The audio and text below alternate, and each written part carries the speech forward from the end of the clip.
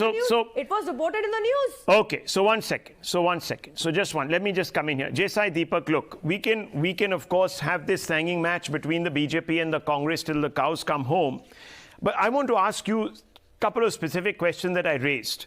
Does being a member, let's say that the Bajrang Dal is not an organization that Sanjay Jha and his party recognize as working within the boundaries of Indian democracy. Let's for a moment recognize and accept the Congress proposition. But does being a member of the Bajrang Dal lessen the gravity of the hate crime against Harsha? And I want to ask you, is violence being used to dismantle Hindutva today? So if you remember, Rahul, in the last debate on the same hijab controversy, I specifically pointed out that this region is highly radicalized and volatile as a consequence of offshoots of Simi operating from behind the scenes, and even, let's say, they've come to the fore. And what you've seen is the exact apprehension playing itself out. This clearly tells you the manufactured nature of the controversy. But for a moment, let's actually keep the blessed hijab on the side. A Hindu boy, 26-year-old boy, has just died. His mother is wailing.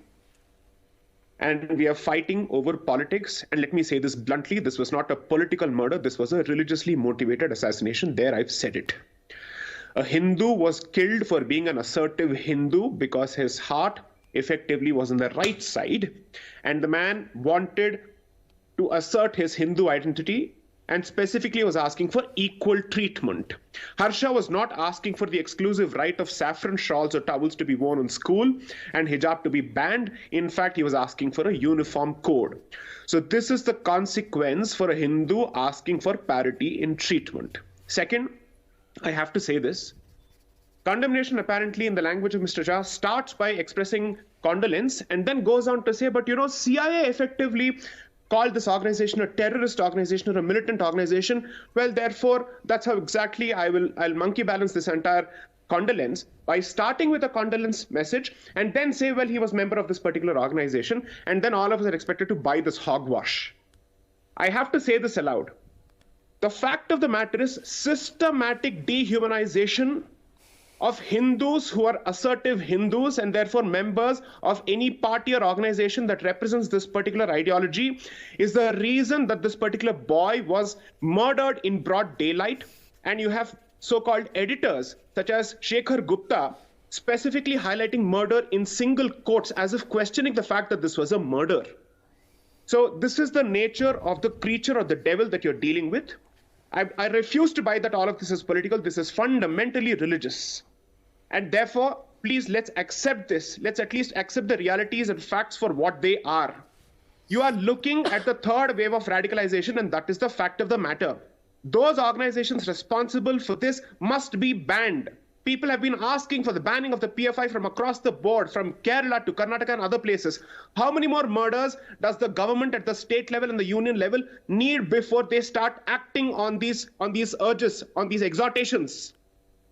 I can't say this enough. We can keep playing these political games, but people who are assertive Hindus are being silenced systematically. It's not just the foot soldier, but people who also represent that particular ideology who are at serious risk. A couple of months ago, we had this news of the RSS headquarters being the subject of some kind of an attack. There were terror threats being issued. This is the nature of the creature. Why do we call this a political murder? This was not a political murder.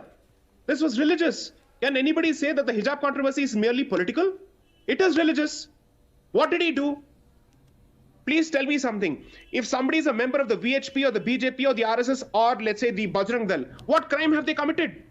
If somebody can be a member of the AIMIM, which effectively represents the party of the Razakars, I say this, why can't anybody be a member of the BJP, RSS or any other organization that represents Hindutva? I just don't understand. So I'm sorry to say, I refuse to buy this hogwash. Anybody who minces words in expressing condemnation for this particular broad daylight religious murder is a hypocrite of the first order and is fundamentally an anti-Hindu regardless of his religious affiliation. Whether he's a Hindu or a Muslim doesn't matter. He has become a Hindu hater unconsciously and subconsciously. That is a fact. And I have to say this once more. If the state continues to turn a blind eye to these kind of broad daylight murders, then there will come a point where the community that has just suffered another murder will have to look for options outside the state to protect itself, because the state comes in only after everything is done, and the legal system is not proving to be a sufficient deterrent. Okay, well, let's not give people ideas. Just 1 second. Let's not give people ideas. Just 1 minute. Sanjay Jha, 1 second, please. Let me just step in here. I need to make a couple of statements. 1 minute. 1 minute. I'll come back to you. Just give me 30 seconds. I just want to say 3 things, viewers. Mr. Shekhar Gupta's name was taken here. He's not here to defend himself. He needs to obviously respond to Sai Deepak, and they can have that parallel conversation. So Times Now doesn't take any responsibility for the question, for the point that was directed at Shekhar Gupta here right now. Secondly, viewers, let me just put it on record that the police have arrested 3 individuals. The motives of the crime are being ascertained. We just spoke with the area's topmost police officer just about 20 minutes ago, and he was giving us an idea. There is an apprehension that this particular crime was religiously motivated, but I'm not going to conclusively say that right now, because the police themselves are stopping short of making that unequivocal clarification. As far as the other statement that is concerned about Mr. Sanjay Jha trying to perhaps suggest that the life of a Bajrang Dal activist is somehow of a lesser consequence. I think Mr. Jha, you need to respond to that, because even I sort of found that slightly, in fact, quite troublesome. Okay, so let me quickly respond. I want to tell you, Rahul, I come on your show because 99.99% of the time we have had conversations where there has not been an outrageous, defamatory, or libellous statement made. Sure. What I've just heard from the advocate here, I've never encountered him before, is an extremely serious charge, and I do intend to follow this up, because you know what he's done? He's twisted my statement. He's tried to categorize me, which is what these people do anyway. And end of day, I will definitely pursue what I will believe will be the logical consequence of a very unfair, blatant, and in my opinion, an orchestrated attempt to frame somebody. I dare you. Please go ahead. I dare you. Okay, 1 second. I didn't interrupt you. Let me speak.